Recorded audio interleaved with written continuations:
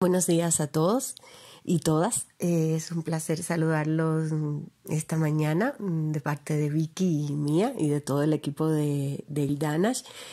Como ya es costumbre, nos reunimos otra semana más con un grupo de amigos para poder conversar sobre los temas que nos interesan de arte, literatura, cine, teatro. Y nada, hoy tenemos una mañana de sábado muy especial. Estaremos hablando sobre América Latina y Japón, Segunda Guerra Mundial. América Latina formalmente, no, aunque no haya sido el teatro de operaciones, ¿no? Durante la guerra, de alguna manera estuvo involucrado en muchos países en los eventos de aquellos años, ya sea directamente o no. La línea divisoria que de alguna manera se creó entre los partidos fascistas y los contrafascistas también ocurrió en los países latinoamericanos a pesar de la distancia, aunque no haya ocurrido en el mismo territorio. La entrada de Estados Unidos de alguna manera en la guerra, en el conflicto que tuvo lugar por supuesto en 1941 tras el ataque japonés en Pearl Harbor, de alguna manera provocó una serie de declaraciones de guerra contra el eje en toda la región latinoamericana. Estamos hablando de que, por ejemplo, a raíz de que Estados Unidos declarara la guerra, México y Brasil, por supuesto, declararon también la guerra a los países en el 42.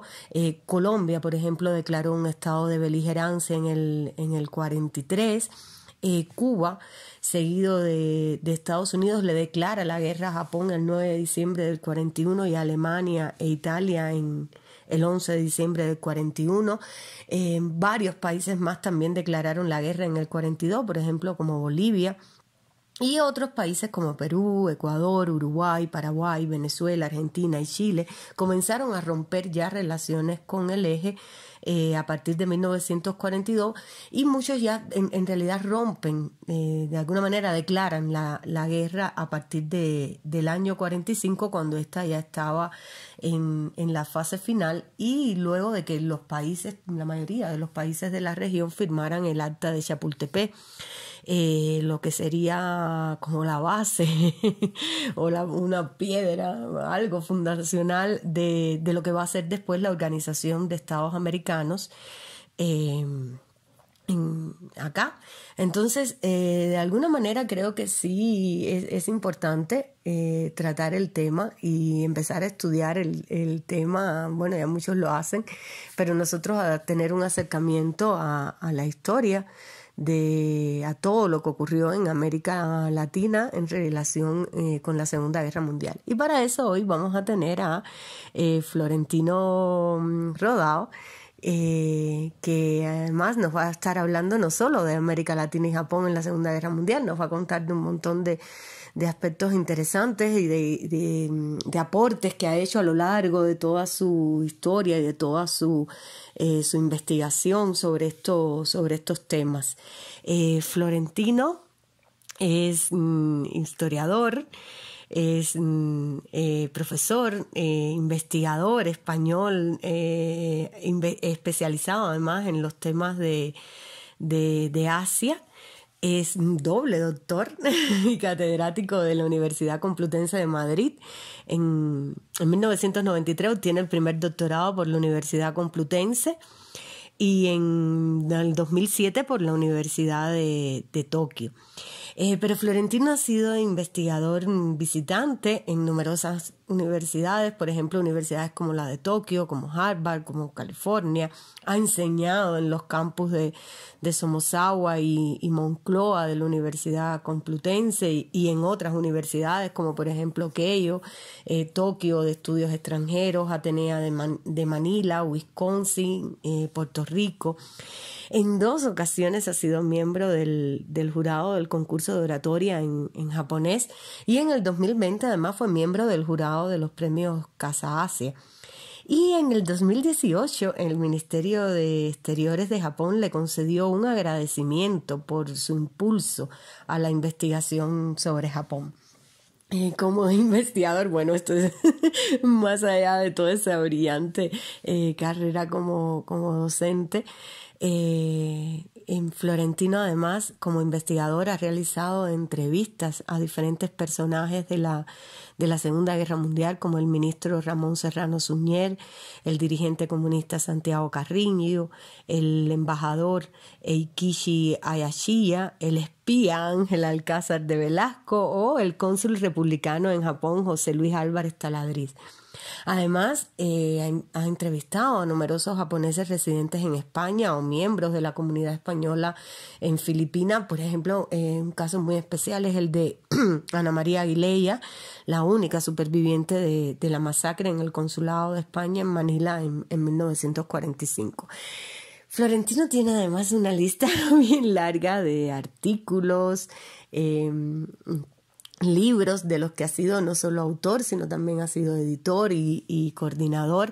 Entre ellos, por ejemplo, entre sus libros destacan La soledad del país vulnerable, Japón desde 1945, un libro del 2019, Franquista sin Franco, una historia alternativa de la guerra civil española desde Filipinas, del 2012, La comunidad española en Filipinas, 1935-1939, del 2007, Franco y el imperio japonés, imágenes y propaganda en tiempos de guerra, del 2002, Españoles en Xi'an, 1540-1939, una contribución al estudio de la presencia hispana en Asia Oriental, de 1997, y, por ejemplo, Relaciones hispano-japonesas de 1937-1945, de 1993.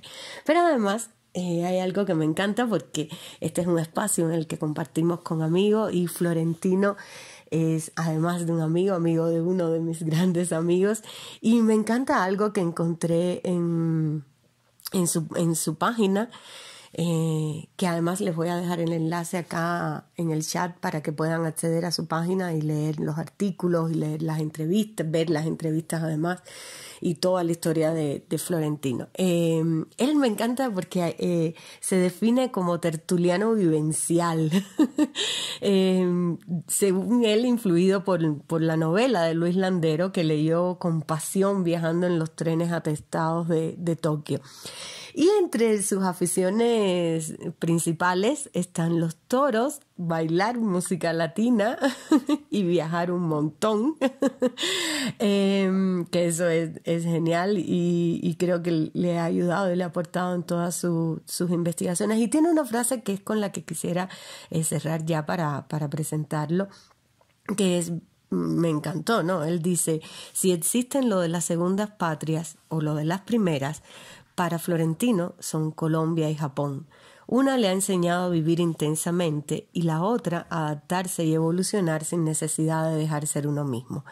No sabe exactamente cómo se puede encuadrar lo que anhela, pero se apunta a lo del tener un mundo nuevo en el corazón, aunque supone que difícilmente se podría llevar a la realidad y que si así ocurriera no se parecería en nada a lo soñado.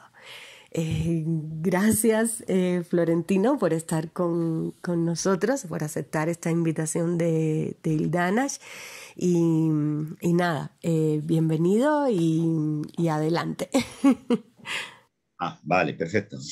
Ya vuelvo a empezar. Vale, entonces os estaba comentando esto, que más que los hechos de las relaciones diplomáticas, lo que contaban eran las percepciones. Por un lado, de Japón, la famosa geisha y el famoso samurái, como dos partes de una misma moneda, ¿no?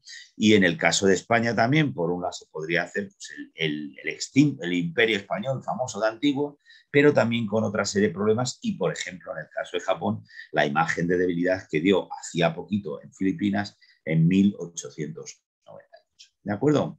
Entonces, claro, de ahí, fijaros, yo acabé la tesis en el año 93 y entonces ahí lo que me puse, la hice siguiendo un esquema, digamos, el clásico, y lo que sí me di cuenta es que tenía que cambiar. que tenía que cambiar, que no me valía eso, ¿no?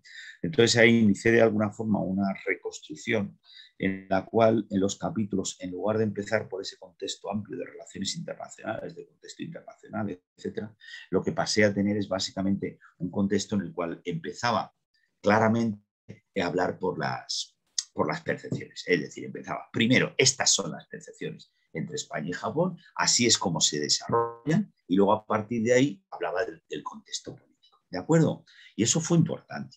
Entonces, fijaros, ahí, por ejemplo, tuve que hacer, por ejemplo, un número de la Revista Española del Pacífico. Lo hice ¡uy, qué bien! Si tengo un café y todo, qué bien, muchas gracias. Entonces, lo que tuve que hacer es ponerme a rehacer el libro, empezando con la idea de los cambios en las relaciones, que son los que llevan precisamente a los cambios en la política. ¿De acuerdo? Fijaros que este es un tema para mí crucial. Es decir, igual que en las relaciones con Europa, con Inglaterra, con Francia, por supuesto, en el caso de España y Francia son los gabachos, ahí la mala imagen, la buena imagen, no lo niego, ¿no? Con los ingleses de la pérfida Albión, ¿verdad? Sí que es verdad que las imágenes influyen, pero no son tan importantes como en el caso de España y Asia, ¿no?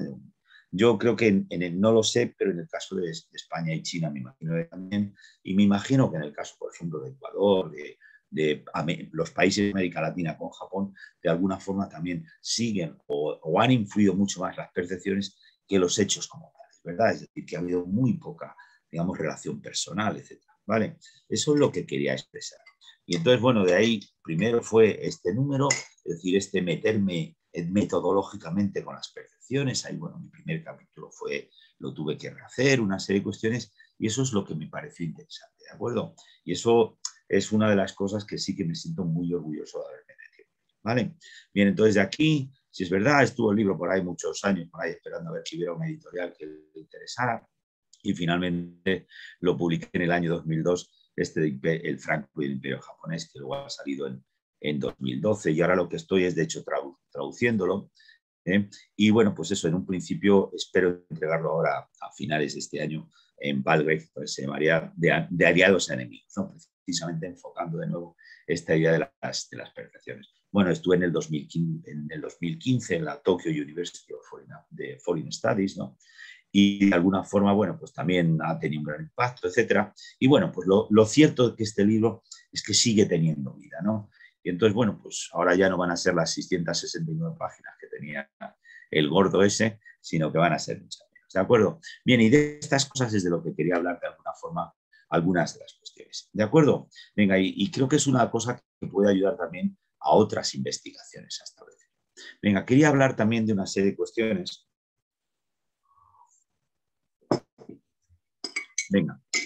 Venga, quería hablar de alguna forma, eso, ya he comentado algunas cositas, eso, de alguna forma, ¿qué es lo que pasó? ¿Cómo fue el hacer el libro, ¿no? La tesis? Venga, fijaros, uno de los problemas primeros que tuve, ¿no? Claro, que es que no sabíamos exactamente qué iban a ser, que no sabíamos nada sobre las relaciones entre España y Japón. De hecho, entonces mi propuesta, lo que me dijo el director de la tesis, primero, bueno, yo había acabado la tesis sobre Tailandia, la tesina sobre Tailandia, me dijo, no hay suficiente relación para España y Asia, no para una tesis, vale, España y Tailandia, vale. Entonces, claro, pues lo que me puse es a estudiar chino y japonés y a ir a los archivos, a ver qué era lo que había de interesante. Bien, al final encontré unos papeles y, bueno, pues eso, entonces dejamos China y tiramos a por Japón para investigar, ¿vale? Pero fijaros, como no sabíamos prácticamente nada, en un principio la tesis iban a ser relaciones mutuas entre España y Japón entre los años 1936 y el 56. De hecho, lo pusimos, vamos a poner la tesis de relaciones España y Japón durante el primer franquismo, sin quedar muy claro, porque es que no se sabía entonces nada sobre las relaciones entre España y Asia.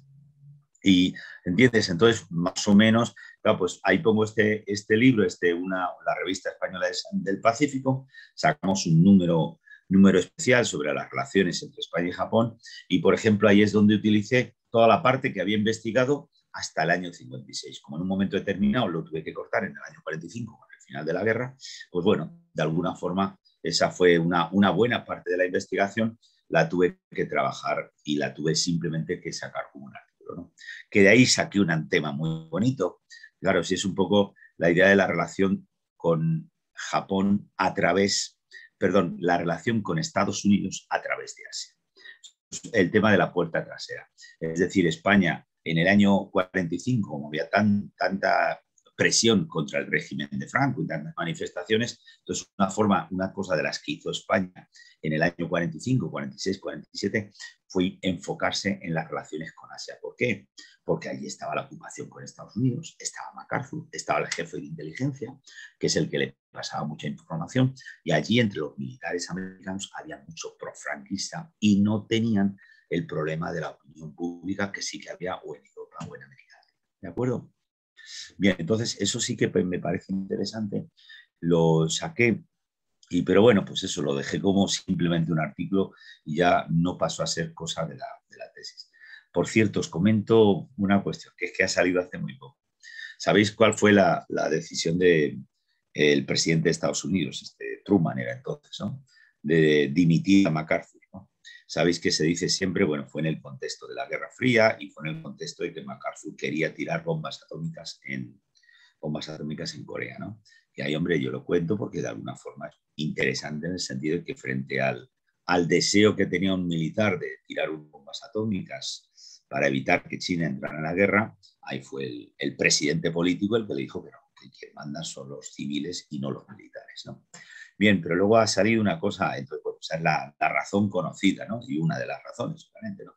Pero luego resulta que ahora ha salido hace unos años una noticia adicional en el sentido de que otra de las razones que le arguyeron a MacArthur para destituirle en el mando supremo de la guerra de Corea en la ocupación de Japón fue que estaba pasando información secreta sobre la guerra de Corea tanto a España como a Portugal.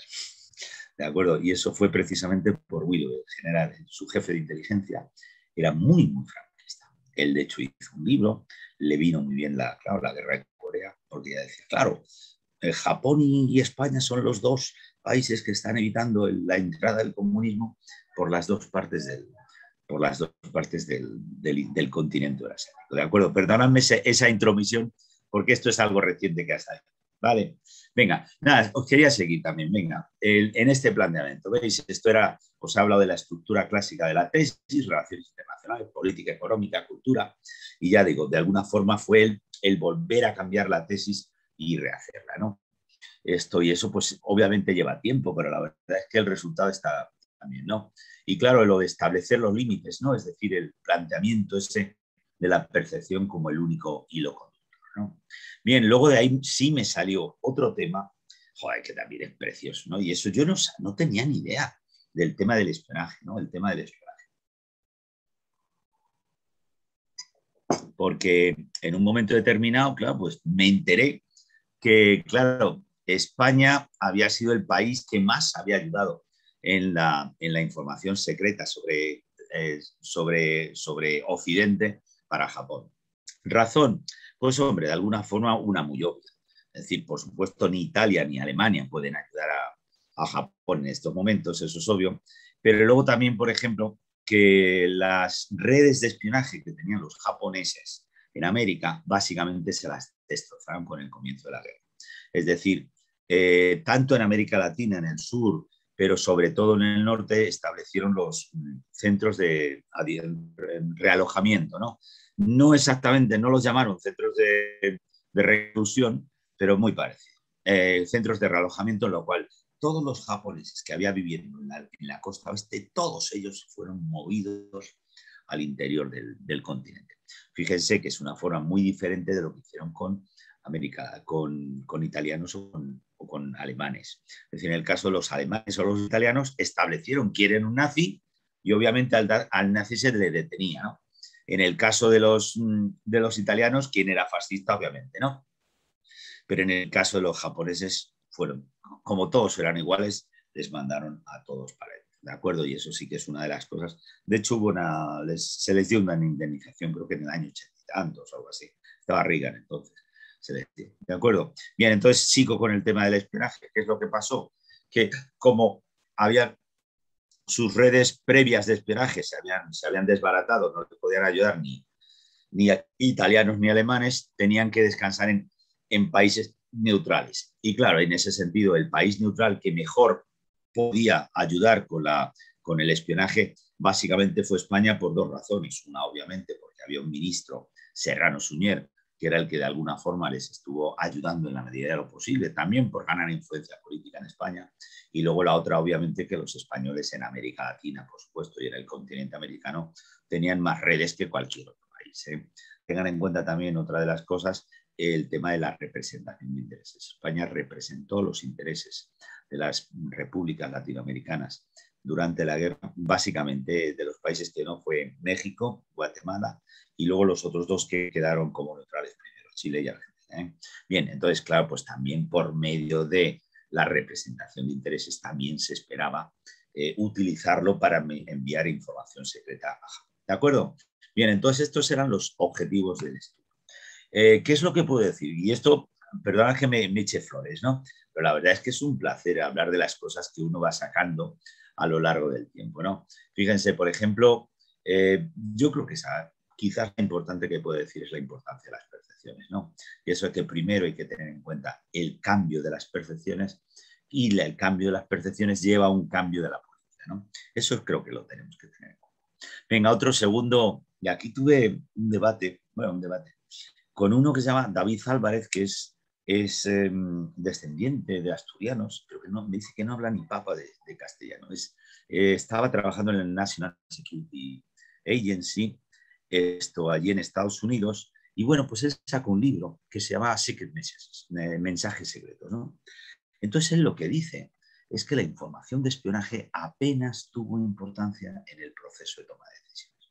Básicamente lo que viene a decir, y claro, se mencionaba una cosa que yo la utilizo mucho, ¿sabéis? Los Magic Summaries.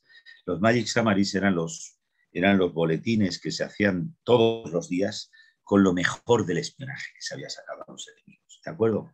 Lo mejor del espionaje básicamente era el diplomático, es decir, las comunicaciones secretas que se iban mandando los diplomáticos, los americanos las descodificaban y los textos más importantes de esas comunicaciones secretas se editaban en un boletín que solía tener como 10 páginas, 12 páginas aproximadamente, aunque luego también tenía informes, etc., ¿no? Ese boletín era el Magic Summaries, ¿no? Y eso para mí, bueno, por cierto, fue una gozada. Yo lo he podido consultar, de hecho me dijeron, dice, mira, eres el primero que lo puedes consultar todo completo, ¿eh?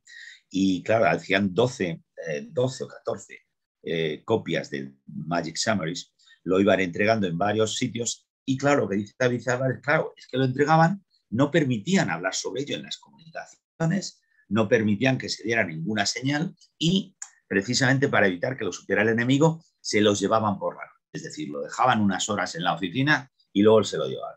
Claro, yo al consultar, y claro, se lo entregaban, os podéis imaginar, entre 12 personas, al presidente, al vicepresidente, al ministro, al departamento de guerra, etc., ¿no? Entonces, claro, pues luego vas mirando los archivos y dice, pone copia 7, copia 4. Digo, pues en algún momento mira el mismo papel que miró el presidente Roosevelt, por ejemplo, ¿no? Y eso, pues, hombre, es un placer, ¿no?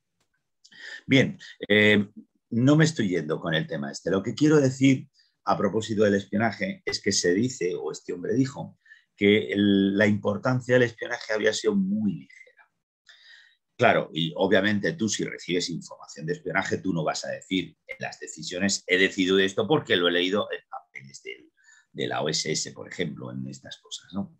Entonces yo ahí le he discutido y además le he hablado de un caso muy concreto que desde luego ahí yo creo que he demostrado que es el espionaje en la parte principal.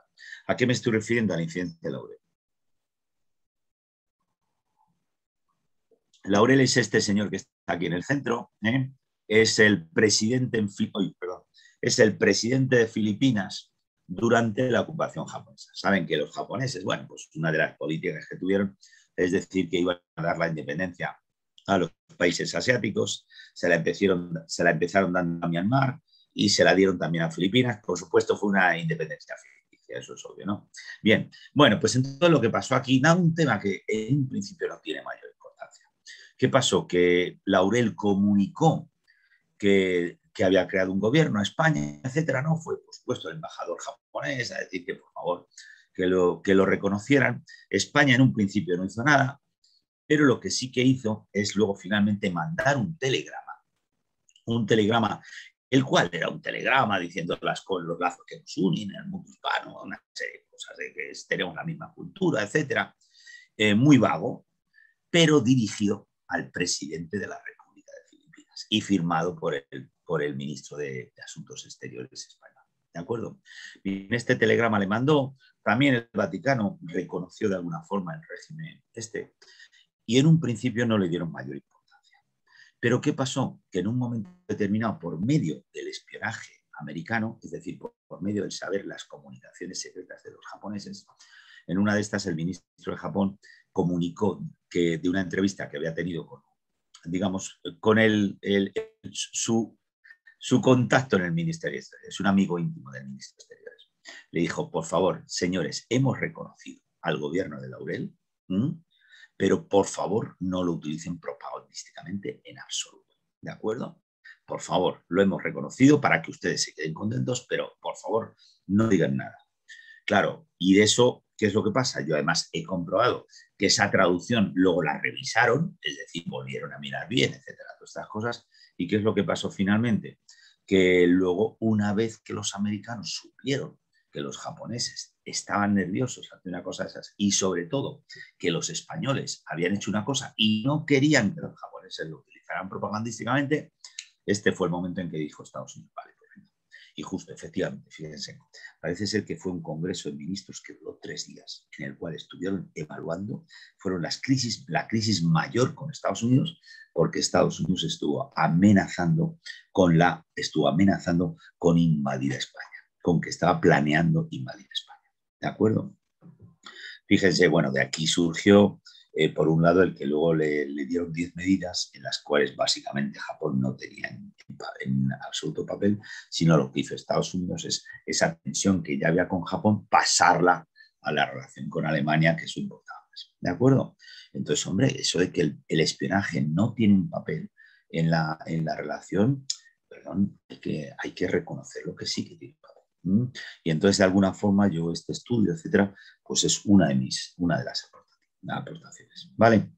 Venga, seguimos. Luego también podemos hablar de otras cosas. Bien, aquí hay un momento en el que las relaciones son más importantes y en las cuales ya sí que se puede decir que los ministros, cosa que antes no habían sido importantes, los ministros son decisivos en las relaciones. Vale, luego para mí hay otra cosa que es un poco lo más llamativo que he sacado, ¿eh? Fíjense que de alguna forma he dicho que España quiso declarar la guerra a Japón en 1945. Es decir, que de alguna forma lo que hizo España, al tiempo que lo que estaban haciendo muchas potencias latinoamericanas, fue intentar declarar la guerra a Japón. ¿Qué ocurrió con muchas potencias? Que declararon la guerra para entrar en la Sociedad de Naciones, en las Naciones Unidas, en la Conferencia de San Francisco. Me parece que establecieron un plazo, no sé si el 10 de marzo, ¿no? Un plazo para declarar la guerra a Japón, porque la ONU se iba a crear precisamente con los países vencedores. Entonces, entre muchas comunicaciones de América Latina, dice a su gobierno, oiga, por favor, tenemos que declarar la guerra a Japón antes de tal día precisamente para entrar, ¿no? Claro, ¿y qué es lo que quiso también hacer España? Bueno, pues entonces, como ya me llevo mal con los japoneses, España quiso declarar la guerra a Japón. Esto es una de las cosas que salió. ¿Qué puedo decir aquí? Pues hombre, que no solamente España quiso declarar la guerra a Japón, sino que en 1940, y eso ya yo no lo he descubierto, lo ha sacado Marquina, lo ha sacado más gente, en el año 1940 España también quiso declarar la guerra, pero en esta ocasión con Hitler y contra los aliados. Es decir, fue concretamente el día que desapareció, me parece, la Tercera República Francesa, que creo que era un viernes, mandaron un telegrama más o menos sugiriendo a Hitler que de una forma muy suave que España podría entrar en guerra. Lo que pasó es que al lunes siguiente se estableció ya la Cuarta República, la siguiente República Francesa, ¿no? Entonces ya no con el mariscal Pétain, que era tan admirado por Franco, ¿no? Entonces a partir de ahí ya no lo pudo hacer, ¿no? Pero bien, aquí lo que hay que decir es que Franco no fue tan neutral como él dijo que era. Él dice que siempre había sido neutral y en realidad no fue neutral. Aquí lo que sí que se puede decir es que tanto si una cosa compartieron tanto Hitler como Roosevelt o Churchill, era que no querían que Franco entrara en la guerra en una posible conferencia de paz. ¿De acuerdo? Bien, y luego otra cosa que también, por supuesto, tiene mucho que ver con América Latina y con España, la hispanización de las Filipinas. Y esto, de hecho, esto es un poco la base de mi siguiente tesis, la de la Universidad de Tokio.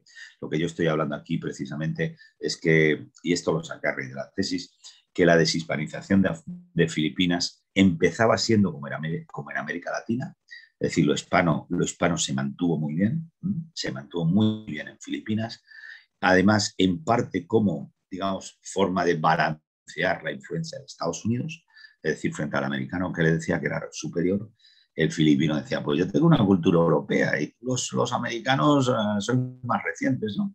Bien, pues en ese sentido sí que es importante, porque sí que puedo decir que una de las razones que el hispanismo en Filipinas se mantuvo bastante bien y que la razón de la desaparición del hispanismo en Filipinas no fue, digamos, la desaparición de la gente que había vivido durante la ocupación, durante el periodo español, sino básicamente que a partir del año 35, de la mancomunidad, del periodo de independencia en Filipinas, hubo primero una lucha entre los españoles en la guerra civil y luego a raíz de la guerra, hubo una, digamos, mala imagen de España, precisamente porque España era amigo de los japoneses. Y luego también hablo de un hecho básico, que precisamente es un poco lo que estamos mencionando Odalis, es precisamente la batalla de Manila, donde hubo una gran muerte de españoles, porque precisamente la batalla de Manila, que fue la segunda ciudad más dañada al final de la guerra de Polonia, precisamente las principales batallas y el mayor número de muertes, fíjense que duró un mes entero la liberación de Manila. Esto precisamente fue en los barrios donde había más habitantes hispanos en Filipinas. Fíjense que normalmente, según las estadísticas de Filipinas, hablaban en Filipinas solamente 400.000 personas de los 16 millones, es decir, un 4,7%. Ese 4,7%, fíjense, yo, bueno, los datos no estoy de acuerdo, pero ver, de ese 4,7% había dos zonas donde había un 40% de habitantes que hablaban español. Y esa era precisamente la zona de Ermita y Malate. Y en Ermita y Malate fueron precisamente los sitios donde más sufrimiento y donde más muertos hubo por el en la batalla de Filipinas. ¿De acuerdo? Y ahí precisamente es lo que ha comentado Dalis, que uno de los hechos más significativos, uno de tantos, cuidado, porque por ejemplo en el caso de los alemanes, en el Price, un edificio, murieron muchas más personas, pero claro, como fue en un sitio alemán, pues a ver quién, no se quejaron, ¿no? Bueno, pues en el caso del consulado de España, entraron los japoneses, se habían refugiado sobre todo pues, mestizos, pues, gente de todos lados, ¿no? Y entonces mataron a todas las personas que estaban refugiados en el consulado de España en Filipinas, excepto una niña de 7 años, Ana María Aguilera, que es la que menciona, que ahora, bueno, pues eso se ha hecho un documental sobre ella, es un caso muy, muy interesante, ¿no? De esa niña que ella dice, pues eso, que ha vivido 2 vidas, ¿no? La primera y luego salió por suerte, etc. Vale, bien, pues esto creo que me siento muy orgulloso de haber hablado de estas cosas. Venga, también les quiero comentar, venga, pues eso del disfrute, ¿no? Y por ejemplo, pues qué más puedo decir a otra gente que lo que es el disfrutar, ¿no? El gozar, digamos, con la investigación, ¿no? Claro, pues uno de los placeres, por supuesto, que yo he tenido, pues es ver al entonces antiguo ministro de Exteriores, fíjense, hablar con él, claro, por ejemplo, cuando le estaba entrevistando, él me decía, no, yo es que cuando estaba con Hitler y no sé qué, y cuando estaba con Mussolini, y con Chiaro y tal, ¿no? Sí, don Ramón, pero hábleme de Japón, hábleme del embajador Suba, hábleme del rector de la Universidad de Santo Tomás. Y claro, tenía entonces que rehacer su memoria porque, claro, a todo el mundo pues le va contando lo de Hitler y, claro, pues, a todo el mundo le interesa, eso es obvio. Pero, y claro, yo me acuerdo además, es que ese día había venido de Japón, estaba con un sueño, y el hombre que sí Hitler, y yo es que me estaba durmiendo, digo, don Ramón, hábleme de esto, ¿no? Bien, o sea, es un placer también investigar y sacar cosas novedosas, ¿no? Y entonces aquí, bueno, pues eso, esto es una de las entrevistas que tuve con él, se pueden imaginar que muy, muy orgulloso, ¿no? Pero luego les cuento otra cosa también, que es divertido para mí, ¿no? Bien, fíjense, aquí está el Bobby. Es que, bueno, les comento, hubo durante la Guerra Civil Española en Filipinas, Durante la Guerra Civil Española en Japón hubo una situación de alguna forma extraña, porque Japón en un principio era más partidario de Franco, pero en un principio mantuvo las formalidades y tuvo relaciones con la República, no reconoció a la República, es decir, no reconoció al gobierno de Franco. Bien, durante un tiempo, ¿no? Entonces, ¿qué ocurría? Que resulta que los diplomáticos españoles que estaban al lado de Franco, resulta que estos diplomáticos pues se encerraron en la embajada y no dejaban entrar al que nombró, al que la República nombró como su representante en Japón, que era un profesor español, fíjense, un intelectual, que le metieron a hacer labores de político, ¿no? José Luis Álvarez Taladriz. Él estaba enseñando español era uno de los dos profesores de español que había, ¿no? Y claro, le nombró la República, él conocía, bueno, pues eso, a varios, etcétera, ¿no? Y de repente le nombran a este pobre intelectual, le nombran a hacer un cargo político, ¿no? Y claro, pues no lo hizo muy bien, ¿para qué vamos a decirlo? Además era un poco gordo, me dice que se reían y tal, bien, cosas de esas. Pero lo más interesante, yo cuando le hice la entrevista, una de las entrevistas, pero estas fueron por teléfono, ¿eh? Porque él estaba allí, no quería que le fuera a ver, estaba en la zona de Kansai, ¿no? A 500 kilómetros de Kioto, él vivía en Kobe, ¿no? Bien, bueno, pues entonces él me contaba, y entonces me contó que el embajador de Turquía le entregó una pistola, ¿no? Para defenderse, para lo que fuera, ¿no? Bien. Y luego él entonces, claro, como era representante, entonces dice, oiga usted, que a mí me corresponde la legación española. Y claro, el diplomático japonés, que por cierto era un hijo de Akiko Yosano, la escritora de La Pasión, el diplomático japonés le decía, oiga usted, yo llegamos aquí a la embajada, pero yo ya no puedo penetrar, ¿no? Ya no puedo ir más allá de usted. Entonces, claro, el pobre José Luis Álvarez Taladriz intentaba entrar en la embajada, pero resulta, y él me lo contó, vamos, y lo había escrito en la tesis, ¿no? Dice, es que había un perro fiero que no me dejaba entrar. Y dice, claro, yo llevaba la pistola, ¿no? Pero, ¿cómo voy a, con una pistola, le voy a matar al perro? No, fíjense, un intelectual matando a un perro y tal. Bien, bueno, pues entonces, total, que no mató al perro y no mató al perro y al final, bueno, pues eso, Japón reconoció a Franco y ya el hombre se quedó nada, a verla. Vale. Bueno, pues entonces, pero es que qué casualidad.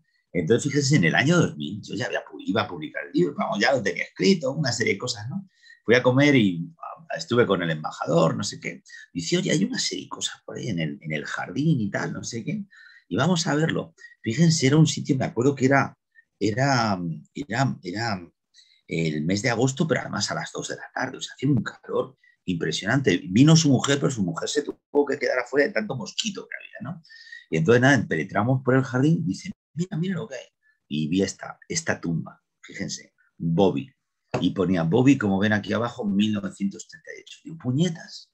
Además lo había escrito el número Bobby. El perro fiero que no le habían dejado entrar a Álvarez Taladriz, aquí está, cuando se murió, claro, pues le dieron de premio la tumba en la embajada. ¿De acuerdo? Entonces, hombre, se pueden imaginar que esto es un tema divertido, ¿no?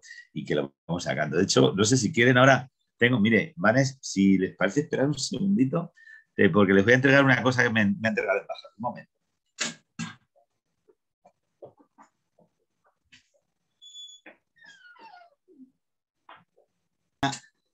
No tenía pensado enseñárselo, pero mirad, este es el letrero, vamos, esto es puro, esto es hierro, ¿eh?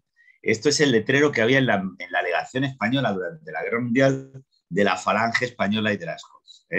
Es que me lo entregó el embajador, claro, porque hicieron obras, por eso se ha quedado la tumba de Bobby ya no está, ¿eh? La estuvimos buscando últimamente, la última vez que comí allí ya ha desaparecido la tumba, ¿no?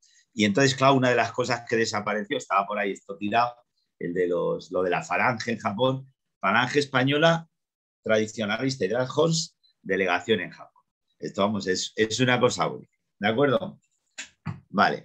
Bueno, pues nada, estos son algunos de los placeres que tiene uno cuando está investigando. Venga, y luego, fíjense, les hablo aquí de dos cosas, ¿no? Les hablo aquí, venga, otro tema que creo que también es importante, ¿no? Es decir, es el tratamiento que tenemos. Fíjense, les pongo aquí dos personajes muy, muy falangistas. ¿A cuál más falangista? Fíjense. Venga, uno de ellos es este Alcázar de Velasco, ¿no? El espía. Es decir, el espía que estuvo durante mucho tiempo digamos, investigando sobre, bueno, espionar, bien, eso, ¿no? Primero, y eso sí que es verdad, es un éxito suyo y de Serrano Suñer, y de hecho Serrano Suñer cuando me lo contó se reía, porque, por ejemplo, consiguió que Londres aceptara que le nombraran como agregado de prensa en Londres, de España en Londres en el año 1940. Fíjense que este hombre, lo decían las lenguas maliciosas, no hablaba ni inglés ni francés, pero le nombraron agregado de prensa, ¿no? Bien, pero sí que es verdad que les engañaron a los ingleses, y de hecho el propio embajador Howard, el embajador británico, lo reconoce en el prólogo de su libro, que tuvo un error. No menciona su nombre, por supuesto, y le echa la culpa al jefe de inteligencia. Este, como era un falangista de los demás a la derecha, este le habían detenido, no sé si saben, hay unas cosas a los sucesos de Salamanca, cuando Franco pasó a tomar el mando de la falange frente a los seguidores, digamos, de Edilla durante la Guerra Civil y al principio, ¿no? Entonces, esto fue uno de los detenidos y tuvo una condena a muerte por ser un falangista más radical, ¿no? Bien, bueno, pues este hombre finalmente sale de la cárcel, etcétera, le conmutan la pena, etcétera, y pasa a ser esto el amigo de Serrano Suñer, hizo un libro que se llama Serrano Suñer en la falange, más o menos diciendo que era el verdadero falangista. Bien, entonces, este señor tiene todas las trazas de ser lo peor de lo que lo acepto. ¿eh? Yo también, de hecho, una vez, vamos, la primera vez que le conocí, el trato que le dio al caballero, de los más horribles. Chico, no sé qué. O sea, muy mal, muy mal. Esto también es mujeriego. Bueno, de hecho, ha salido hace poco un artículo y tal sobre las mujeres con las que estuvo durante la guerra, que se puede imaginar que eran espías también, ¿no? Bien, y luego también, además, miren, aquí esto, ¿no? De hecho, es la única documentación que hay en el Ministerio de Exteriores, es porque cuando ya no era ni Real Cultura ni nada, ya no estaba, pues pidió una subvención para hacer una corrida de toros en no sé qué sitio y para que un tren pudiera ir a recoger a gente, cosas de esas, ¿no? Bien, entonces, como ven, tiene aquí todas las trazas de criticarle, ¿no? De llamarle lo peor de lo peor. Y luego también lo más claro, obviamente, es que su red de espionaje no fue nada bien, porque aunque decía que tenía una red de espionaje, yo digo que era más bien un anzuelo, ¿no? Bien, pero entonces, claro, todo lo que se puede hablar mal de este hombre, la gente lo critica mucho, ¿no? Entonces, por ejemplo, es que hace poco, de hecho hay si quieren verlo, yo no lo puedo poner en la web, porque como está solamente el link, pero está en el DMAX, ¿saben? Y entonces hay una cosa que se hizo, que se llama Project Niños, ¿no? Es decir, niños salidos de España durante la Guerra Civil que fueron a la Unión Soviética, se les repatrió a una buena parte de ellos y, bueno, luego se intentó, digamos, utilizar espionaje para saber, por ejemplo, cómo estaban los rusos en cuestiones de armas atómicas, ¿no? Bien, eso es aparte. Pero bien, dentro de esos 4 documentales que hicieron una parte de otros espías. Y estuvimos hablando sobre Ángel Alcázar de Velasco, ¿vale? Bien, entonces fíjense, para mí yo lo digo como historiador, ¿eh? Ya no planteo el caso sé y punto, ¿no? Y si quieren que hablemos de lo de espionaje, bien, es otro tema. Pero aquí yo me refiero a lo de tratar a un personaje. Los artículos que han salido sobre él son de lo peor, se pueden imaginar. A uno le llama espías de verbena, otro le llamaba Anacleto de espías. Bueno, y luego, claro, en el documental para el DMAX, pues claro, más o menos me andaban pidiendo que le criticara. Y obviamente hay cosas que criticar, ¿no? Pero fíjense que de alguna forma me siento yo el defensor de este hombre. Es decir, que este hombre fue un fracasado. Bueno, pues como todos los espías. Que fuera mal espía. Bueno, este hombre, su principal error de alguna forma era que toda la información que él llevaba a la Embajada de Japón, cuando la transmitían de la Embajada de Japón al Ministerio de Japón, allí, esa era la que decodificaban los americanos.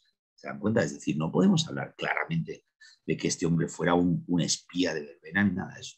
Entonces aquí tenemos que tener en cuenta claramente, es decir, los japoneses fueron los derrotados en la guerra, y eso no significa, los japoneses o los alemanes y tal, y eso no significa que los otros fueran unos los buenos del todo y los otros los malos del todo. Y entonces, claro, de hecho ahora ha salido una de las cosas que, bueno, que los japoneses también descodificaron las comunicaciones aliadas, ¿de acuerdo? Entonces yo me he sentido un defensor de este hombre precisamente de alguna forma por eso, ¿no? Es decir, que sí, que se le puede criticar todo lo que se quiera, no lo voy a negar, ¿no? Se le puede criticar, pero este hombre era uno de tantos espías. Y de hecho, por ejemplo, yo me acuerdo, saben, es que estaban más o menos juntas todas las oficinas de espionaje, y había otra oficina de espionaje, no me acuerdo ahora cómo se llama, era la que se basaba simplemente en la información en el número de mensajes. Es decir, para saber de alguna forma que hay una mayor flota, si hay muchos mensajes de una zona, sabes que hay más barcos, ¿vale? Solamente sabía eso, ¿no? Y es verdad que cuando entonces se informaba, pues en esta zona parece ser que hay una concentración de buques, cosas de esas, ¿no? Bien, y ahí, por ejemplo, en esa, el único el tipo de espionaje del que estaban realmente preocupados era por Serranos, por Alcázar de Velasco, ¿de acuerdo? Por los mensajes que ponían y tal, de que, bueno, pues, o sea, que les tenía preocupados. Entonces, hombre, pues, dentro de lo que cabe, que era un señor que engañaba, perfecto, pero que engañaba bien y que supo sacar su dinero, ¿no? Entonces, de alguna forma, fíjense, me siento un poquito defensor de esto. ¿eh? Y fíjense, pero ahora les hablo de otro hombre que también muy falangista, del que de alguna forma también, bueno, pues eso, se le ha criticado quizás para mí en exceso, pero eso ya es otra. Aquí yo he tenido otro problema con este hombre, con su nieto. Este Salva del Castaño es un financiero, y este hombre de alguna forma, pues, eh, me vino a ver una vez la hija es el cónsul de España, es decir, el cónsul de España que era muy falangista, era muy antiamericano, y entonces de alguna forma era la imagen de los pro-japoneses en Filipinas. Se le culpa mucho de alguna forma de esa separación entre España y Filipinas, porque con siendo tan falangista, pues era asociado con Japón, ¿no? Su abuelo fue nombrado precisamente al día siguiente de que a Ramón Serrano Suñer había sido nombrado ministro de Asuntos Exteriores, salió en el periódico falangista Arriba, dice los dos españoles que van a las dos antiguas tierras de España, porque al mismo tiempo se le nombró el cónsul en Manila y el cónsul en Cuba, ¿verdad? La Habana, perdón. Y eran, pues eso, dos falangistas, los más falangistas de lo que hay, ¿no? El otro falangista de Cuba no llegó a entrar, no se le permitió entrar, pero a este hombre sí se le permitió, ¿vale? Y entonces estuvo allí, bueno, pues eso, hubo muchas críticas, ¿no? A él y cosas de esas, etcétera. Pero fíjense, yo les quería aguantar con el nieto, porque ahí sí que yo he sentido una cosa que me ha dolido, ¿no? Porque fíjense, el nieto, claro, de alguna forma, ya les digo, me vino a ver la hija de José del Castaño, oye, habla bien de mi padre, o no hables mal de mi padre, y tal. Yo le entregué la documentación que yo tenía, que yo qué voy a decir. Y de hecho alguna vez sí que puse una vez en un artículo, digo que no está demostrado que él diera unos nombres de españoles para que les detuvieran, aunque sí que ahora sí que está demostrado. Pero bueno, bien. Entonces, bueno. Y entonces lo que ha pasado con esta familia es que, claro, pues a mí no me pueden acusar, ¿entiendes? O sea, yo no, las cosas que he dicho no le he llamado nada en especial, ¿no? Pero fíjense lo que sí que ha hecho este nieto, de alguna forma, pues reivindicar la memoria de la abuela, ¿no? Y mira, yo en eso, pues hombre, pues él le recuerda como a su abuelo, que era el que le cuidaba, que le quería, a sus nietos, etcétera, que cuando era pequeñajo, pues jugaba con su abuelo y eso está muy bien, ¿no? Y eso no tengo nada que decir, ¿no? Pero sí que es verdad que a la hora de aquí no dijo nada, pero él escribió el libro, pero luego también, por ejemplo, se hizo un reportaje en televisión, en el ABC, a los 75 años, ¿no? de la batalla de Manila, ¿no? Pues eso, y entonces se habla del consulado y todas estas cosas, ¿no? Y entonces este hombre va y dice, no, y es que mi abuelo, dice, en estos momentos, resulta que al día siguiente de la masacre del consulado, a los 2 días, fue allí, no sé qué, y fue con unos amigos y tal, no sé qué, no sé cuántos, dice, y vio una pila de cadáveres, y dijo, mira, pues igual vamos a mirar por aquí, dice, levantó un montón de cadáveres y debajo estaba la pobre niña que la salvó la vida. Y ahí es donde ya me dio rabia, porque no fue así, no fue así. Entonces yo lo publiqué precisamente al poco tiempo con la carta que su propio abuelo había escrito de cómo había llegado al consulado y de que él no había encontrado a la niña esta, sino que la niña esta se había movido, se había salido al patio de unos vecinos, entonces ese vecino la había encontrado y la había entregado a otra persona, de esa persona a otra persona y luego al cónsul. Entonces, fíjense, de alguna forma, yo lo comprendo, pero ahí me duele porque, claro, ya son datos que están quitando. Que quiera hablar bien de su abuelo, me parece perfecto. Que quiere, además él lo dijo, fue honesto, en esta presentación, por ejemplo, dijo que mi abuelo era falangista y tal, ¿cómo podía haber sido otra cosa? Fue una presentación muy bonita, pero, perdón, me parece eso muy bien, ¿no? Es decir, reivindicar la memoria de su abuelo personalmente, perfecto, ¿eh? Pero lo que ya no puedes decir es un dato falso porque precisamente su abuelo decía una cosa diferente de cómo había encontrado. ¿De acuerdo? Y eso, hombre, pues creo que como investigador y como personaje lo tienes que decir. ¿Vale? Venga, y con esto ya perdonadme que me he enrollado con hablar de otras cosas, pero que creo que también son importantes, ¿no? Venga, y ahora hablamos precisamente de la última parte, ¿no? La América Latina en la Segunda Guerra Mundial. Bien, aquí lo que hay que decir del papel de América Latina.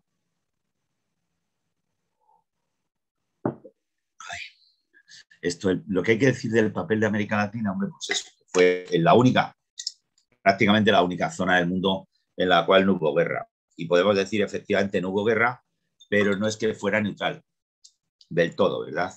Es decir, la paz es relativa, porque de alguna forma incluso los países neutrales permitían, no estaban a favor de ninguno, pero sí permitían la comunicación y el transporte con Estados Unidos, incluso Chile y Argentina, que eran neutrales, ¿de acuerdo? Entonces, bueno, pues hay que decir eso por un lado, y luego sí que es muy significativo, y en ese sentido a Serrano Suñer y a todos esos falangistas sí les podemos criticar de alguna forma, porque yo creo que fue un poco el momento especial del mayor panamericanismo, ¿no? Es decir, frente a esas dos opciones que se puede decir que había en América Latina, el panhispanismo, incluyendo por supuesto a Brasil, ¿no? O paniberismo, ¿no? De estas dos corrientes que podía haber entre el paniberismo, por un lado, y el panamericanismo. Sí que es verdad que el caso de la Guerra Mundial ayudó mucho al triunfo de alguna forma del panamericanismo, ¿no? ¿Qué ocurrió? Fíjense entonces, señores, que había la política famosa de la buena vecindad por parte de Estados Unidos. Bueno, ya saben que no cambiaba mucho eso. Pero bueno, lo que sí que es verdad es que se empezaron a establecer mecanismos interamericanos para de consulta, etcétera, y ante la guerra pues empezaron a funcionar y hubo varias reuniones, etcétera. Pero claro, la reunión más importante fue la reunión de Río de Janeiro. En esta reunión de Río de Janeiro, lo más significativo en ese sentido me parece, en finales de enero de 1942, es decir, poco después de Pearl Harbor, ¿no? En lo cual prácticamente todas las potencias de América Latina se pusieron del bando de Estados Unidos, ¿no?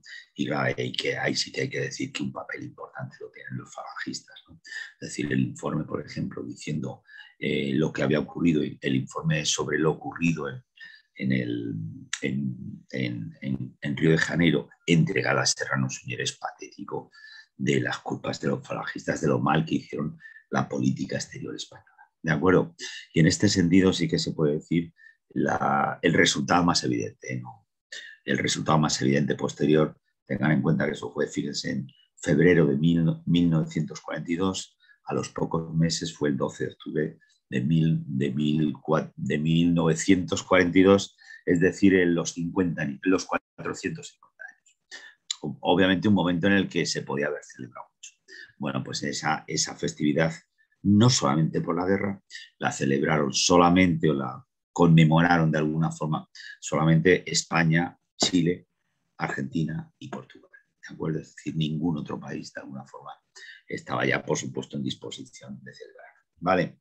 Bien, y esto, por supuesto, es una de las cosas que se le puede achacar en muy buena parte a la actuación de Franco. ¿Vale? Venga, seguimos. Luego hay otro tema, como se pueden imaginar, el tema del espionaje es un tema que hay mucho. A veces se puede decir, yo lo que siento es que a veces que se dice más de lo que en realidad fue. Es decir, por ejemplo, Argentina rompió relaciones con Alemania porque aparentemente descubrió una red de espionaje. Bueno, no está tan claro que fuera tal red, una serie de cuestiones. Es decir, a veces hay más, como se dice, el humo que el fuego, ¿verdad? Y en esos casos a veces hubo más humo que fuego, pero obviamente también hubo fuego, ¿eh? Entonces, bueno, pues sí, efectivamente hubo espionaje. De los espías de esta red de Ángel Alcázar de Velasco, es que él nunca, a mí me habló de un Rogelio, pero no hay documentación sobre el tal Rogelio. Los americanos hablaron de un tal Sebastián Dov, hablaron 2 o 3 personas que sí que son verdad. Hay uno, me parece que estaba en Guatemala, había otro por ahí. Bien, entonces sí podemos decir que hubo varios espías por América Latina, ¿no? De esta red de espionaje. Pero la verdad es que no mucho de lo que se pudiera saber. ¿Vale? El más importante parece ser era uno que mandaba mensajes desde cartas. Hay algunas en el archivo desde la zona de Washington, las mandaba al Alcázar de San Juan, que era un poco la localidad del espía, Alcázar de Velasco, y luego se llevaban, ¿no? Pero la verdad es que sí, por supuesto, pero para mí no hay que tenerlo tanta importancia las redes de espionaje. A mí quizás lo más significativo en ese sentido son los Nikkei, ¿no? Es decir, toda la serie de emigrantes latinoamericanos que fueron los que realmente sufrieron por la guerra. Digo, sufrieron por la guerra, vamos a ver, en tantos países les detuvieron, en algunos, de hecho, incluso los llevaron a Estados Unidos. La gran mayoría perdieron sus negocios, eso también hay que reconocerlo. Pero también hay que decir otra cosa clara. Y permitidme que hable, y además es que es un tema súper interesante. Los que menos sufrieron, hay que decirlo, que son los que fueron los más numerosos. Los de Brasil, ¿no? Los brasileiros. ¿Por qué? Bueno, en muy buena parte porque estaban en zonas rurales, ¿eh? Estaban en zonas rurales. Y entonces, bueno, pues y España les protegió, etcétera, y de alguna forma se puede decir que los brasileiros, los Nikkei brasileiros en Brasil, la verdad los llevaron más o menos. ¿Eh? Pero fíjense cuál es el problema. Perdonen que me vaya totalmente. ¿Eh? El problema fue, fíjense, el dictador ¿cómo se llama? Getúlio Vargas, ¿no? Bien, Getúlio Vargas en 1930 tuvo la época de la brasilidades, ¿no? Nos tenemos que hacer brasileiros, ¿no? Entonces, en un momento determinado, 1937, el presidente Vargas lo que hace es prohibir la publicación de cualquier prensa que no sea en portugués. Fíjense, ¿eso qué significó? Que, por supuesto, la importante comunidad alemana que había allí tuvo que dejar sus boletines, la importante comunidad italiana lo mismo, y la importante comunidad japonesa también tuvo que dejar de publicar oficialmente sus noticias. ¿Qué pasó con Chile, con Alemania y con Italia? Bueno, pues más o menos son idiomas parecidos, ¿verdad? Es decir, y más o menos te puedes enterar. ¿Qué es lo que pasó en el caso de Japón? Que pasaron a publicarse los periódicos en japonés de forma clandestina, ¿de acuerdo? Entonces, desde el año 38, los japoneses medios se enteraban de lo que ocurría por el mundo por medio de esas publicaciones clandestinas que bueno, les decían noticias y con eso pues no se enteraban nada, tenían unas comunidades que hablaban en japonés y pare usted de contar. ¿Qué es lo interesante en ese sentido? Fíjense, para mí un tema muy, muy bonito. Pues que resulta que les fueron mintiendo cada vez más sobre la situación de la guerra. Igual que en un momento determinado Japón tuvo victorias y por supuesto las clamaban las victorias, eso es obvio, en un momento determinado empieza a tener derrotas y ya esa prensa, como es subterránea y no hay ningún tipo de control, esa prensa vuelve a seguir hablando de las victorias japonesas, hasta el punto de que esa prensa informó de la victoria de Japón sobre Estados Unidos y de la victoria de Japón. ¿De acuerdo? Es decir, que los japoneses se pasaron a creer que Japón había vencido. Pues eso, manipular una foto de MacArthur con el emperador y varias cositas, ¿no? Entonces, fíjense que se puede decir, durante por lo menos 5 años, una gran proporción de japoneses en Brasil que seguían creyendo que Japón había ganado la guerra. Esto es un tema muy interesante, porque claro, también pues la gente es que les estaban dando dinero para, digamos, estaban ahorrando para cuando regresaran a Japón, ¿no? Les interesaban que supieran que todavía la guerra seguía existiendo. Entonces, de hecho, para mí hubo un momento, una anécdota, que bueno, debió de ser patética, ¿no? Y es que, fíjense, claro, Japón sabía esto, ¿no? Entonces lo que hizo fue mandar a un chico joven, uno que había ganado en los Juegos Olímpicos de 1948, ¿no? Pues eso, había ganado un oro, un deportista famoso, yo que sé, un Iker Casillas, un deportista famoso. Y les llevó para allá, claro, pues eso, obviamente se juntaron muchos japoneses a verle, ¿no? Y en una de estas, claro, un chico, debía ser un chico de 20 y tantos años, ¿eh? Algo así. Y en una de estas se levanta uno y dice, ya, por favor, dejen de seguirnos engañando, porque sabemos que Japón ha ganado la guerra. Esto fue, me parece, en marzo de 1900. Yo me imagino el momento de, claro, el niño ¿de qué me están hablando, no? Y claro, es decir, que todavía como un 30% de la población japonesa en Brasil seguía creyendo estas cosas, ¿no? Miren eso, por cierto, hay un libro aquí. Es que miren, bueno, este libro habla de ello, Japón ganó la guerra, ¿de acuerdo? O sea, bueno, es un tema muy, muy bonito. Y claro, para mí me interesa, yo se lo cuento mucho a los periodistas, a mis alumnos periodistas, porque claro, es un poco el impacto de una censura a largo plazo. ¿De acuerdo? Nada, y con esto quería más o menos acabar. Sé que no sé si me estoy pasando el tiempo, ¿no? Pero bueno, ya lo último, sí, de los dos países que son interesantes, ¿no? Porque fueron los países neutrales. Por un lado, las amenazas en Chile. Chile, tengan en cuenta, tiene una gran cantidad de costa. Entonces ahí Japón, de alguna forma, jugó entre medias de amenazas y suavidades, ¿no? Entre unas cosas y otras. Y es muy interesante de alguna forma, como de alguna forma Chile, los debates políticos que tuvo en ese sentido sobre si declarar la guerra a Japón, bueno, más que nada si romper relaciones o no romper relaciones. Y en el caso de Argentina también fue algo parecido, y sí que les puedo decir una cosa, es muy bonito los giros políticos en Argentina, precisamente en estos momentos, que Argentina era más proclive al eje, que luego, fíjese, Perón también fue el gran apoyo de Franco, económicamente hablando, desde luego, durante los años 46, 47, el famoso, el trigo argentino es una frase muy bien conocida en España que salvó la vida de muchos españoles, eso está claro, ¿no? Pero también esos giros políticos que dio de alguna forma Argentina, porque también declaró la guerra a Japón en su momento. De hecho, fíjense, cuando Franco quiso declarar la guerra a Japón en marzo de 1945, hubo mucha gente que se rió, preguntaron la opinión de otros países, etcétera.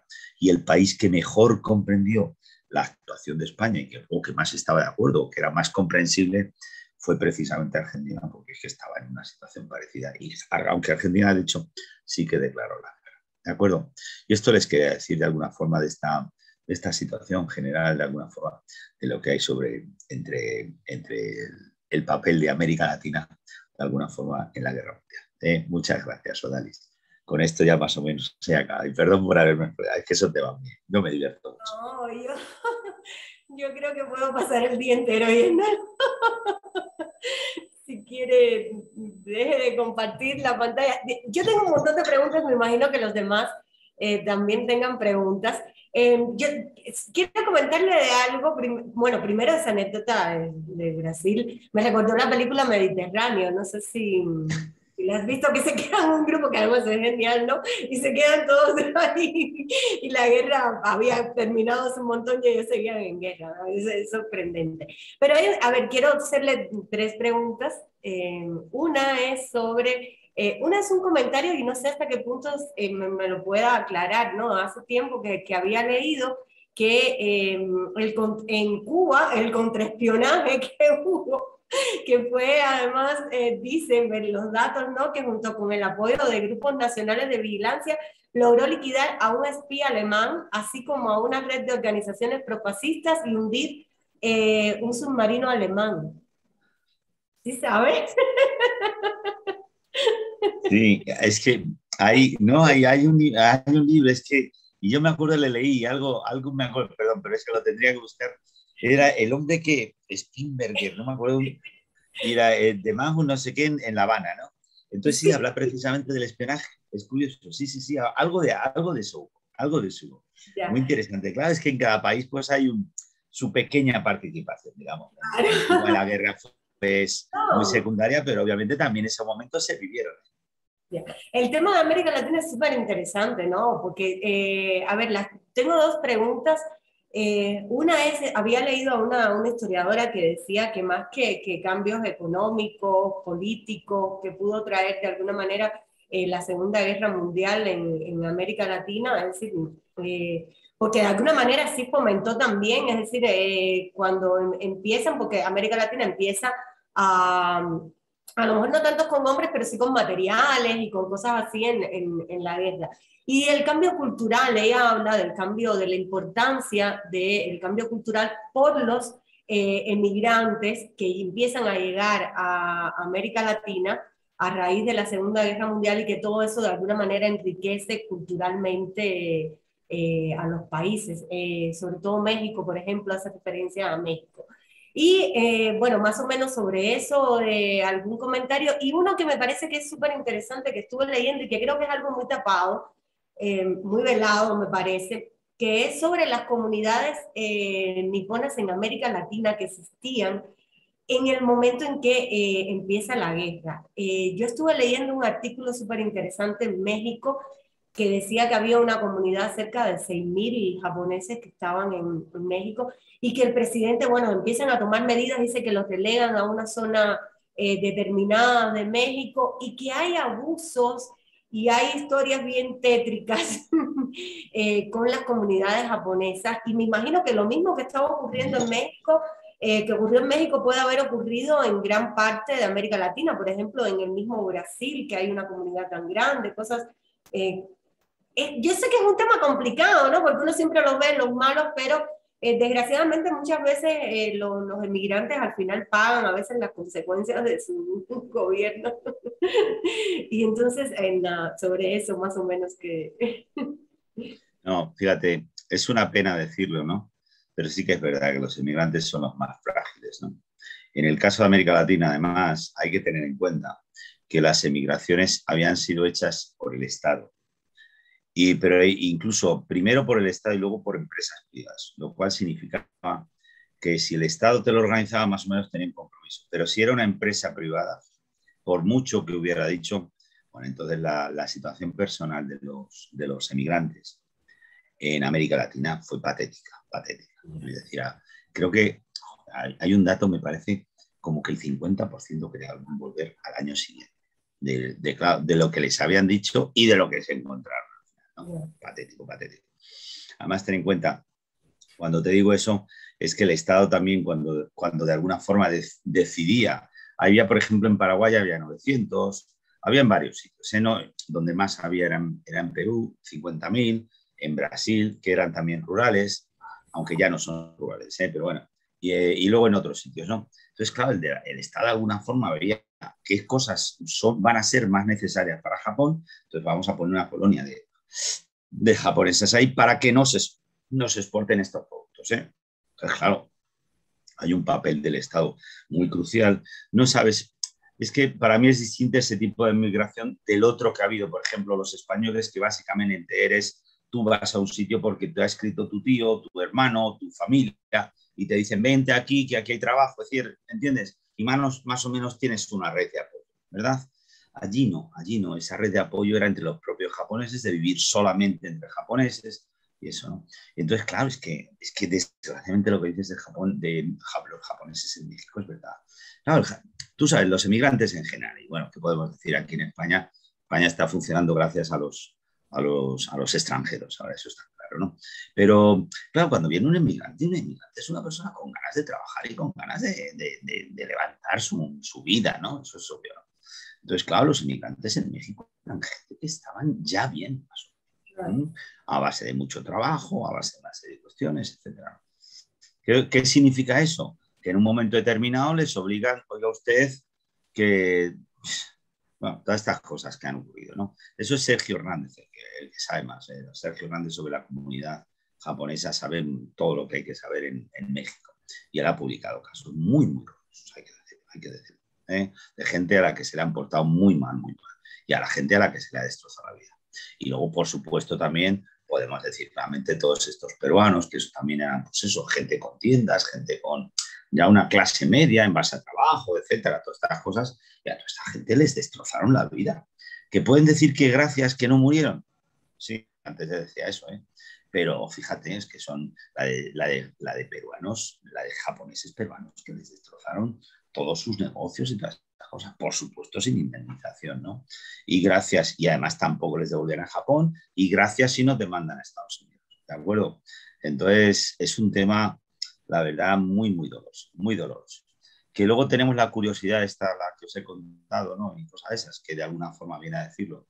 Pero es eso, es que yo lo siento aquí, ¿no? Es que los emigrantes, claro, vienen aquí y hay a veces que tienen malas situaciones, porque en una mala situación tú tienes a tu familia que te apoya, ¿eh? Claro. Pero claro, si tú eres un emigrante, pues no tienes ese apoyo, ¿no? Encima tu país está en guerra con el otro y todas estas cosas, ¿no? Eso quiere decir que pueden hacer de ti lo que quieran, ¿de acuerdo? Y eso es una de las cosas más tristes que me parece, ¿no? Es decir, gente que tenían que salir de Japón porque en Japón había demasiada gente y luego fíjate los resultados, ¿no? Entonces, ya te digo, casos tristes, perdón que me preocupa menos la muerte que que las vidas destrozadas de tanta gente, ¿eh? Muertos en realidad japoneses hubo relativamente pocos, ¿eh? En América Latina, pero sí que hubo muchísimas vidas destrozadas, eso que te voy a decir. Entonces, la verdad que es una pena sacar estas cosas, ¿no? Entonces, claro, porque hay que decir, luego también podríamos decir, es que hay un libro, lo tengo aquí, de los alemanes también, ¿sabes? En 1940 Estados Unidos sacó no sé si una ley, no, sacó una lista negra de las empresas con relaciones con el ejército. Ahí, claro, básicamente dañó a los alemanes, ¿eh? También a algo japonés, ¿eh? Pero sobre todo a los alemanes. Entonces, fíjense, empresas que iban bien o mal o que sea, y de repente aparece en una lista de Estados Unidos, con lo cual Estados Unidos no va a tener relación, automáticamente se les destroza.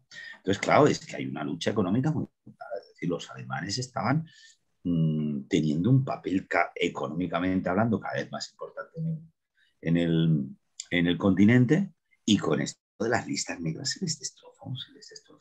Y por supuesto salieron ganando los americanos, ¿eh? No voy a decir nada, pero entonces claro, es una de las cosas, eso es una de las muchas cosas, ¿no? Y es una pena, la verdad es que el papel de los emigrantes, ¿no? Normalmente no se les tiene tanto lugar, pues, porque predominan los políticos, y un emigrante siempre es una minoría, ¿no? Eso es obvio, ¿no? Pero la verdad es una pena como las vidas que se han destrozado en ese sentido. Fíjate, ya bastante destrozo es salir de tu país, como para encima el segundo donde te has instalado y donde tienes, volver a Francia. Es que muchos incluso ya eran hasta nacidos, tenían hijos, ya eran nacidos en el país, es decir, que ya eran, eran del lugar y así todo. A ver, es normal, ¿no? Yo creo que eso no se va a aprender nunca, ¿no? Tú enfocas todo tu odio hacia el que tienes ahí delante, aunque ese esté exactamente igual que tú, ¿no? Sí, fíjate. No, de hecho, luego hubo, por ejemplo, en Brasil, claro, discrepancias y disputas, ¿no? Entre los japoneses, los venidos, los Nisei, los Sansei, etcétera, ¿no? Y de hecho, fíjate, de hecho, incluso terrorismo.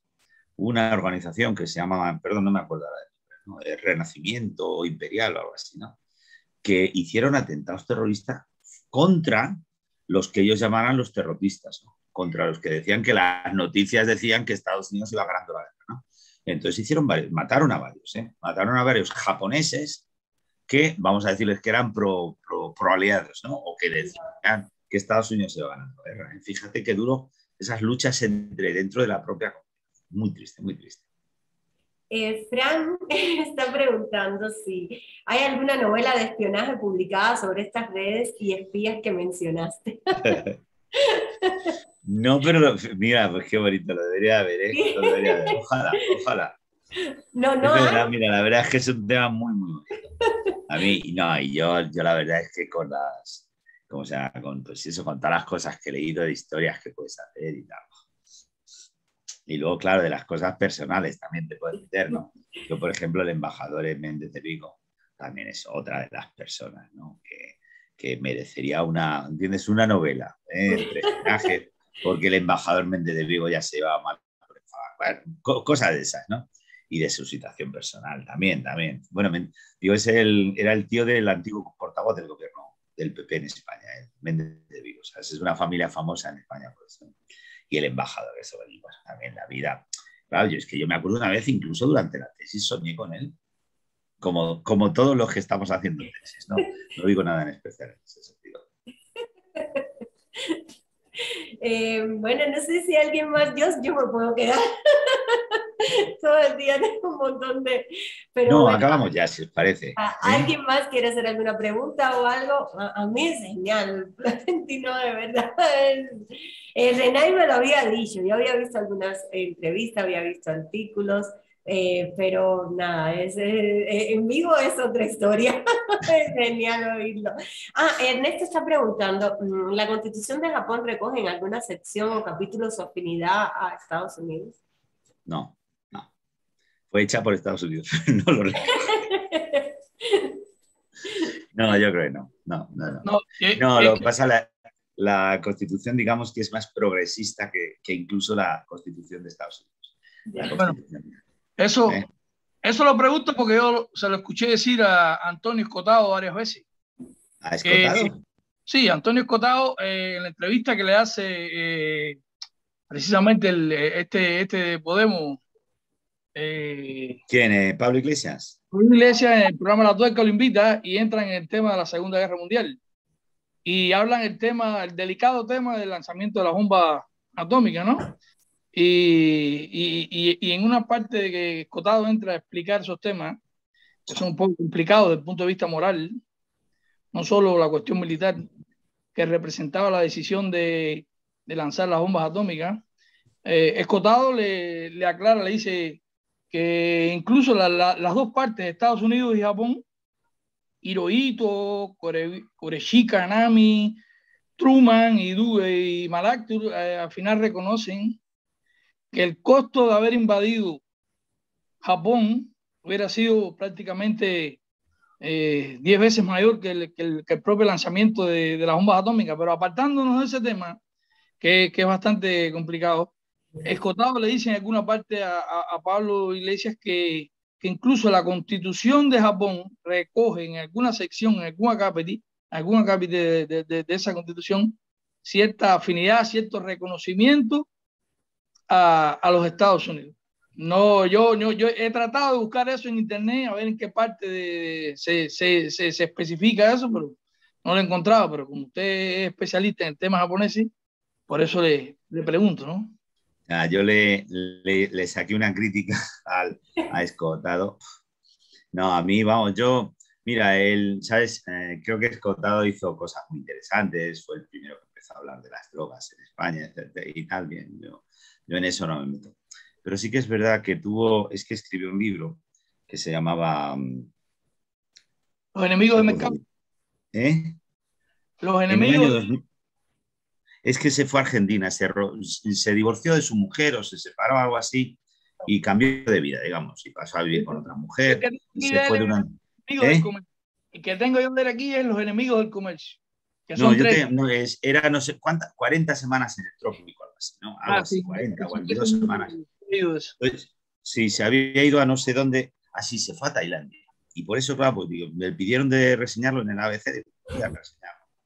Y, joder, pero vamos, y claro, dice, no, y es que como que quería vivir de la pluma, ¿no? Es decir, bueno, eso como es un tío famoso, escribe bien y todas estas cosas, pues nada, se fue a Tailandia y de toda guía se llevó a la enciclopedia británica. Dice, y voy informado sobre, y se llevó a la enciclopedia británica. Y bueno, cuenta unas cosas de Tailandia, pero purito orientalista. Entonces, claro, ya la acusaba en esta resina que era, o sea, las cosas que contaba, vamos, del puro recién llegado, ¿no? Entonces, claro, de repente quería ser famoso y, claro, hablaba 42 países, 42 semanas en el trópico, mezclando a Tailandia con Argentina, porque también dentro de esas 42 semanas, y como son tropicales, no, si no es Argentina, un país tropical. Hacía unas comparaciones y unos comentarios sobre Tailandia, pero vamos, purito orientalismo, ¿no? O sea, yo, perdón, le he criticado, y no es que no le admire, porque está bien todo lo que ha escrito, ¿no? Pero le veo un pelín atrasado, o sea, su tiempo, perdón, el de Scott ha pasado, pero parece mucho las cosas que le oigo son pero muy, muy pasadas. Es decir, de la revolución de Berkeley del 68 puede ser, pero vamos, ha cambiado mucho el mundo desde entonces, ¿eh? Pero sobre todo, ya te digo los datos, encima yo no sabía eso que dice que está con Estados Unidos, pero he leído tonterías, perdón que lo digo, he leído tonterías mayores, ¿eh? Pero sobre todo me duelen las interpretaciones, ¿eh? Por ejemplo, decía, claro, tenía la típica visión machista sobre las mujeres orientales, tal, no sé qué, y diciendo que los japoneses que están todo el día trabajando, una visión puramente orientalista, perdón, ¿eh? No le tengo mucho cariño, pero lo siento, ¿eh? No. Yo solamente quería saber si usted sabía o tiene conocimiento o es cierto eso que decía Escotado en esa entrevista, porque lo cierto es que Japón, después de la Segunda Guerra Mundial, cambió completamente su modo de ser política y su cultura en sí, porque una cultura más bien cerrada y hasta estos años 40 y pico era muy militarista y cambió completamente esa mentalidad japonesa, se abrió al mundo, se abrió al capitalismo, al desarrollo, a la tecnología y eso le dio buenos Sí. dividendos a Sí. Japón. Hombre, claro, es que ten en cuenta, después de haber fracasado en la guerra, aquí hasta entonces los que llevaban la enseña de la patria, los que dirigían el país por el camino del bien eran los militares. Entonces, no salió muy bien, entonces Japón pasó a ser el país más pacifista. Eso es obvio, ¿eh? Es decir, los militares, y hecho, por ejemplo, Estados Unidos, pues obviamente una de las cosas que dijeron es que no puede haber nadie de los militares que estén en el nuevo régimen. Incluso los policías tampoco permitieron. Entonces, bueno, pues eso es obviamente, es decir, los militares desde Japón, se puede decir que ese país militarista que había sido japonés pasó a ser un país pacifista. En muchas otras cosas siguen igual, pero obviamente, fíjate, después del fracaso de la guerra, el militarismo en Japón ha acabado. Otra cosa es que hay varias cosas que obviamente se pueden ver, ¿no? Y permanecen, etc. Pero también era Japón como un país como encerrado, ensimismado en sí mismo, en su cultura, en sus tradiciones. Creo que se abrió un poco más a Occidente, sí. a América, y ese flujo de ida y vuelta me parece que contribuyó mucho al desarrollo, no solo tecnológico y científico, sino incluso cultural, ¿no? Sí, nacional. cultura de Japón se expandió también. Es que en el mundo era Japón, Oriente y Occidente. Había tres mundos, ¿no? Y se dieron cuenta que no había tres mundos, ¿de acuerdo? Entonces, y eso es, obviamente te abre. Y antes estaban ensimismados que ellos eran los superiores. Y lo que pasa es que lo que a mí me parece genial de eso que estaba hablando Ernesto es que yo creo que Japón lo hizo, pero no perdió su identidad. Sí, y de alguna manera ha logrado abrirse, pero manteniendo, preservando algunas tradiciones, como adaptando su historia, y eso me parece que es fundamental, ¿no? Eso... Yo creo que no hay disculpe, no hay que tener miedo a abrirse, ni a intercambiar, ni incluso a copiar las cosas buenas de otros países. Al fin y al cabo, lo que yo he podido ver, y lo que he podido leer, y lo que he podido experimentar a través de la vida, es que ninguna nación pierde sus raíces. Ese cuento de que los americanos van a destruir la cultura nacional de México, al fin y al cabo, Puerto Rico, que es un país muy pequeño, que es estado asociado a los Estados Unidos, al fin y al cabo, los puertorriqueños son más puertorriqueños, incluso en Estados Unidos, que cualquier otro latinoamericano. Conservan su cultura, conservan su canto, conservan su comida, su forma de hablar. Y ese cuento de que va a venir alguien a imponerte una cultura, eso puede ser hace 500 años, cuando los romanos impusieron su forma de hacer política, su cultura, su forma de comer en el resto de Europa, o lo hicieron los mongoles, qué sé yo. Pero a partir del siglo XX, con todo este proceso de la civilización, de la tecnología, de las comunicaciones que empiezan a entrecruzarse unos con otros, creo que cada país lo mejor que hace es abrirse, experimentar lo otro, copiar, si es posible, copiar las mejores cosas, porque no está mal copiar las cosas buenas de otros países, y al fin y al cabo vas a conservar esa identidad tuya, siempre la vas a conservar. Eso no me cabe la menor duda. Ningún país, ni siquiera latinoamericano, que siempre hablan de la influencia, la tremenda influencia, lo mismo de España que Estados Unidos en Latinoamérica, cada país de Latinoamérica es completamente diferente y cada uno conserva su identidad, su cultura propia y sus raíces. Sí, estoy totalmente de acuerdo. Siempre vamos a mantener de alguna forma nuestra cultura. Bueno. Mira, Fernanda Vallejo, venga. Sí, Fernanda. No, yo solo quería hacer un comentario más allá del tema de las identidades culturales, sino hay unas correlaciones asimétricas de poder que sí influyen en las condiciones internas y bueno, una cosa es el folclore y otra cosa es la cultura. Pero más allá de eso, es decir que efectivamente somos sociedades que todo el tiempo estamos interactuando.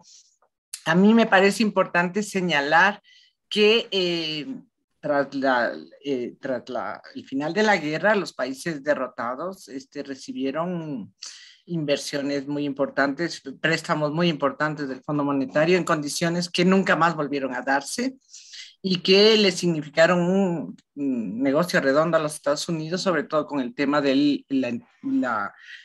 poder resolver su propia crisis productiva y entregar sobre todo cereales a Europa y al propio Japón. con estas condiciones favorables de recomposición, esa producción poco a poco dejó de ser necesaria en Europa y pasaron a todo el plan, a todo un plan de ayuda, de Alianza para el Progreso, de supuesta ayuda alimentaria que terminó liquidando la producción interna de cereales en América Latina, Brasil, Argentina, y que bueno, que ahora ya tiene otras características con la incorporación de la soja y eso. Entonces, solo quería señalar que es cierto que hay una apertura al mundo y un proceso de optar por estrategias de desarrollo interno, y etcétera, pero no fueron gratuitas, es decir, tuvieron muy buenas condiciones, esas condiciones no se volvieron a repetir en la historia, y eso es bueno saberlo, porque si no parece que, por ejemplo, en América Latina somos pobres porque queremos y no están así, no están así. Eso nada más. No, pero lo último, pero tampoco somos pobres por culpa o debido a Estados Unidos. Eso tenemos que quitarnos también de arriba.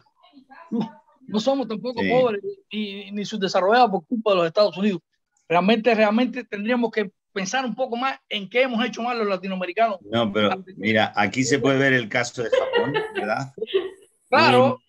Un país que siempre ha dicho sí, Estados Unidos, sí. Y luego mira lo que han conseguido. O sea, digamos, es una forma de hacer, se puede decir oposición o no oposición, no ser amigos, pero de la cual salieron beneficiados de Estados Unidos. Eso está claro. O sea, y eso sí que es una cosa que es verdad por parte de los japoneses. Siempre han tenido la consciencia de que ellos son un pueblo unificado y que ellos de alguna forma se pueden aprovechar entre las divisiones de los otros. Es una de las cosas que dijo Yoshida, el arquitecto de la posguerra. Dice que nosotros nos hemos aprovechado, y de hecho antes incluso de rendirse, ¿no? Cuando decían, antes de rendirse, pensaban que iban a ser Rusia y Estados Unidos los dos países que les ocuparan. Dicen, vale, fenomenal. Como están dos entre ellos, nosotros nos haremos lo posible para sacarlo mejor, ¿no? Y en el caso con Estados Unidos, Yoshida decía, después de la guerra, claro, decía, no, es que me he aprovechado de las disputas entre demócratas y republicanos y no sé qué, no sé cuántos. Y eso es verdad, es decir, sí, por parte de los japoneses hay un sentimiento de que ellos van unidos y los demás van separados, ¿no? Y en ese sentido, o sea, sí que es obvio, fíjate, desde luego les ayuda a Estados Unidos, a Japón, pero también desde luego, fíjate, el resultado que han tenido los japoneses y pero cómo claro, se han beneficiado de esa amistad. Claro. Claro. Del plan Marshall salieron al desarrollo nuevamente Alemania e Italia, que quedaron bastante mal en la Segunda Guerra Mundial y fueron enemigos de Estados Unidos. Pero incluso en plan Marshall, que sí, puede ser que Estados Unidos ha salido con beneficio, pero los que más se beneficiaron fueron los europeos. Y la ayuda a Japón se reconstruyó también como país. Eso es innegable. Y Japón Japón ha dejado de hablar de la Segunda Guerra Mundial hace mucho tiempo para convertirse en una superpotencia económica y en todos los sentidos, cultural también, a pesar de que es un pequeño país con no tantos recursos naturales. No se quejan, los japoneses no se quejan, trabajan y aprendieron la lección de que el militarismo, la guerra y la violencia conducen a muy pocas cosas. Muy bien, muy bien. Muy gracias. Bueno, creo que podríamos estar el día entero, pero muchas gracias a tu invitado, muchas gracias. Muchas gracias, Ernesto. Yo soy compañero de Renay de niño. Ah, sí. Entonces ya eres amigo. Eres amigo de Renay. Claro. Gracias a todos los amigos. Gracias, Florentino. De verdad ha sido un lujazo. Ojalá se pueda repetir, a lo mejor con algo más actual sobre Japón, o cuando escribas una novela sobre espías. Sobre espionaje. Esa la tienes ahí. Creo que sería genial. Entonces, gracias a todos, de verdad ha sido genial, a pesar de los contratiempos, pero fue espectacular, de verdad fue un lujazo. Venga. Gracias, muchas gracias. Bueno, pues un besote y muchas gracias. Gracias Venga, a todas. hasta luego, Adiós. Muchas gracias. Gracias, Fer, gracias, Ernesto. Gracias.